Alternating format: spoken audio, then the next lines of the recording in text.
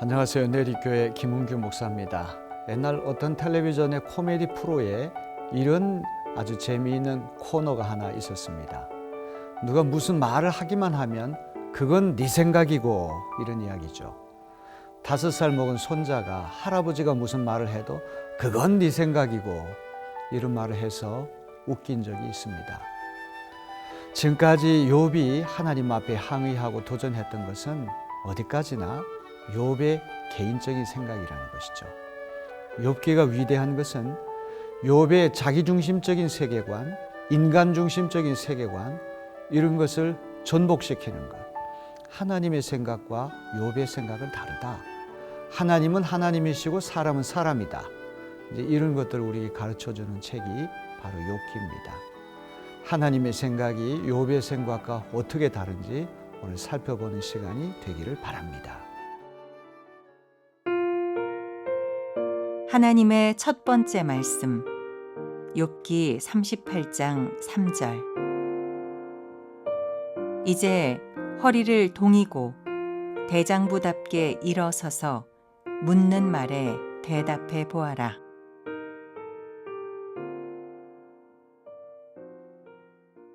억울하고 예매한 고난을 당하는 욥.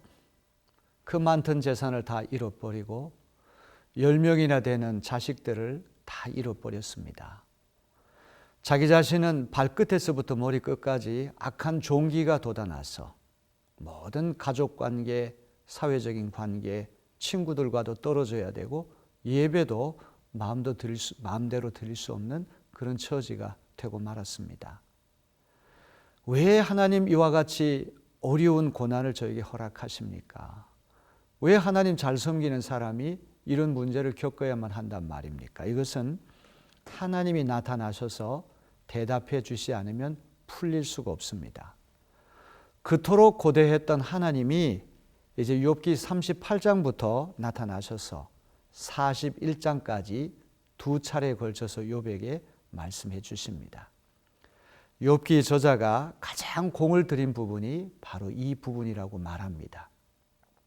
왜냐하면 하나님께서 이것은 즉답을 해 주셔야만 풀릴 수 있는 수수께끼고 신비이기 때문에 독자들도 마찬가지고 욥도 마찬가지고 하나님이 나타나셔서 말씀해 주시기를 학수고대합니다.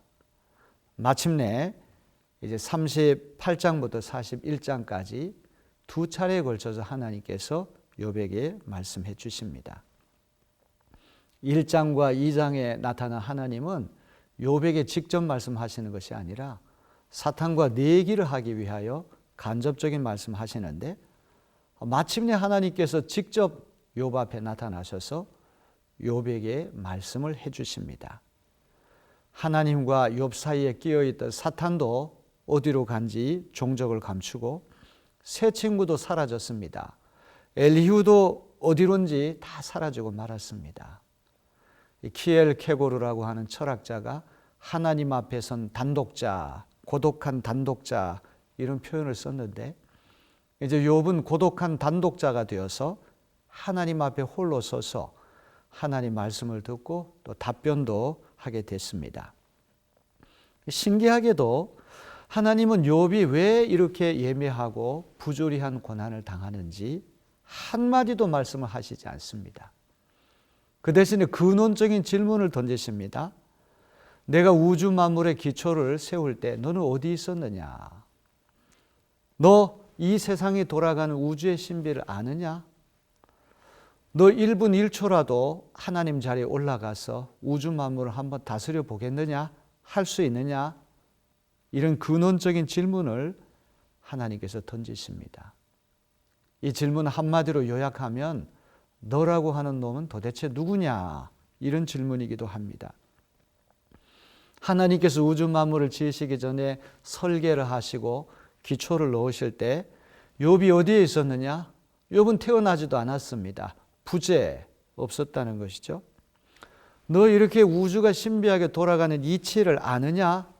아무것도 몰라요. 지금 과학이 많이 발달됐다고 해서 이 세계 자연이 돌아가는 이치를 어느 정도는 우리가 알 수 있다고는 하지만 아직도 90% 이상 인간의 지식으로는 알 수 없는 것이 우주의 수수께끼죠. 너 아느냐? 몰라요. 무지라는 것입니다. 자, 그러면 또 잠시라도 하나님 자리에 올라가서 이 세상을 한번 통치해 보겠느냐? 다스려 볼 수 있겠느냐? 못해요. 아니, 5명 모이는 조직도 제대로 간수할 수 없는 것이 인간인데 이 엄청난 우주를 다스릴 수 있다? 말도 안 되는 이야기죠. 무능하다고 하는 것입니다. 그러면 너는 도대체 어떤 놈이냐? 누구냐? 그랬더니 욥이 머리를 긁적긁적하면서 저는 아무것도 아닙니다. 이런 고백을 할 수밖에 없는 것이죠. 그동안에는 욥이 하나님께 집요하고 묻고 따지고 도전했습니다. 근데 거꾸로 전세가 역전이 됐습니다. 이제는 하나님께서 욥에게 질문하시고 따지십니다. 아주 송곳같이 예리한 질문을 던지시면서 욥을 꼼짝 못하게 하시는 것이죠. 욥이 창조주 하나님 앞에 어떤 자세로 서야 할 것인가? 근본적인 자세를 가르치고 계십니다. 인간 중심의 세계관, 자기 중심의 세계관, 극단적인 자기의 이런 것들을 무너뜨리는데 하나님의 관심이 있는 것이죠. 그동안 욥의 자세는 어떤 자세였습니까? 나는 하나도 잘못한 것이 없는데 내가 이렇게 예매하고 부조리한 고난을 당하는 것은 다 하나님 책임이다. 하나님 때문이다. 하나님께 책임을 전가하는 그런 태도로 일관했습니다. 욥이 그토록 자신의 결백과 무죄를 주장한 것은 어디까지나 그것은 네 생각이다. 내 생각과는 다르다. 하나님의 생각은 욥의 생각과 다를 수 있다. 이것을 하나님께서 계속해서 말씀하시는 것이죠. 고난과 악의 문제에 대한 인간 중심적인 해석을 전복시키는데 욥기에 중요한 목적이 있습니다. 28장 2절 3절 말씀을 잠깐 보겠습니다.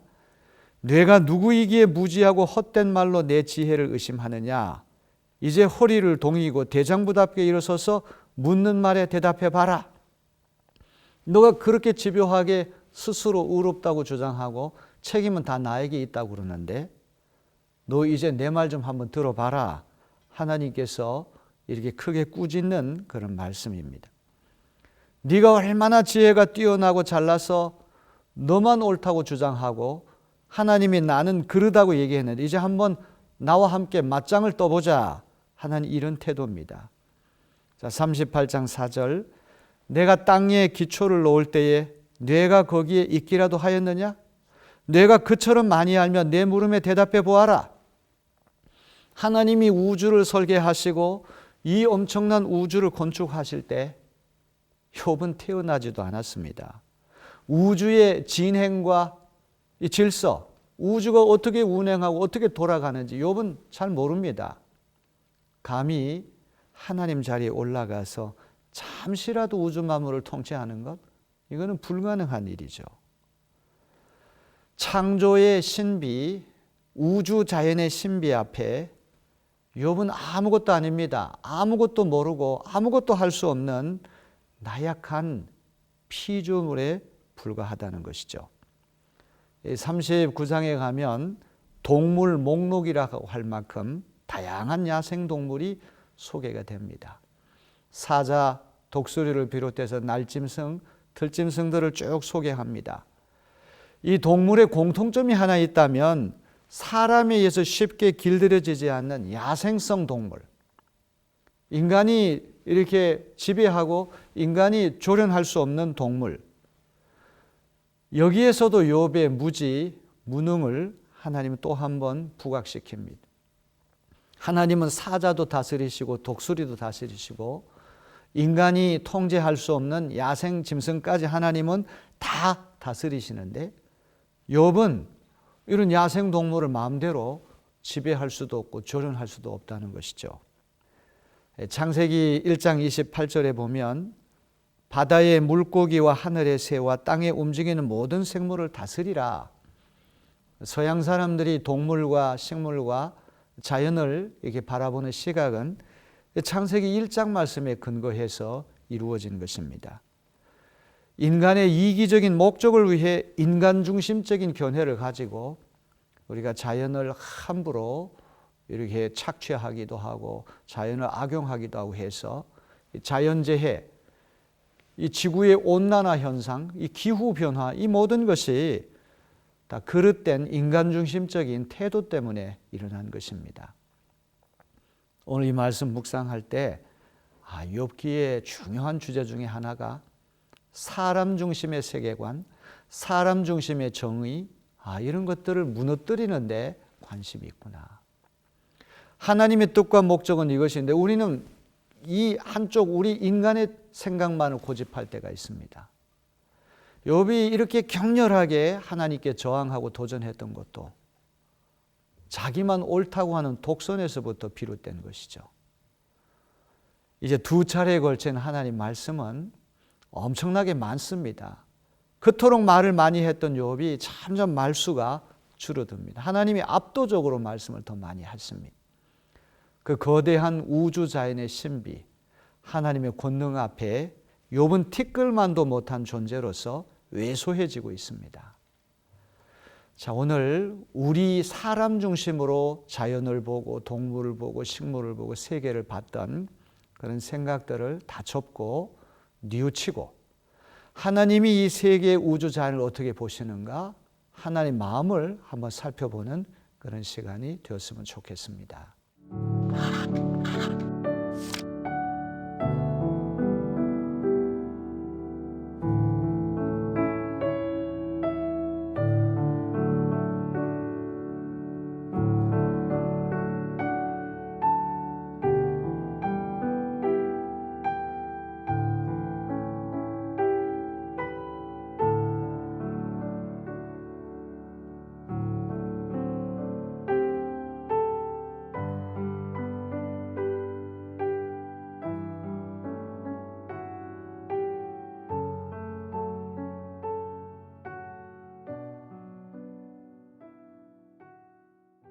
자비하신 하나님 아버지, 왜 욥이 부조리한 고난을 당하고 이해할 수 없는 악의 문제 앞에 전율해야만 하는가? 하나님이 나타나셔서 직답을 해주시지 않으면 풀릴 수가 없는 수수께끼입니다. 욥기 저자가 가장 공을 들인 부분이 하나님이 현현하셔서 욥에게 꾸짖으시고 또 욥과 대화를 나누시는 장면입니다. 이제 그토록 말을 많이 했던 욥이 서서히 꼬리를 내리고 말수가 줄어들며 하나님 앞에 자기가 얼마나 무지하고 무능하고 연약한 존재임을, 자신의 실상을 깨닫는 모습을 보게 됩니다. 나는 옳고 하나님 그르다, 이런 생각으로 인간 중심적으로 정의를 보고 고난을 보고 세계를 보고 자연을 볼 때마다 이제 욥기서가 우리가 깨우쳐주는 중요한 진리는 그건 네 생각이고 내 생각은 네 생각과 다르다. 하나님 주시는 귀한 음성인 줄로 믿습니다. 하나님의 뜻을 헤아려 볼 수 있는 귀한 한날이 되게 하여 주옵소서. 예수님의 이름으로 간절히 기도하옵나이다. 아멘.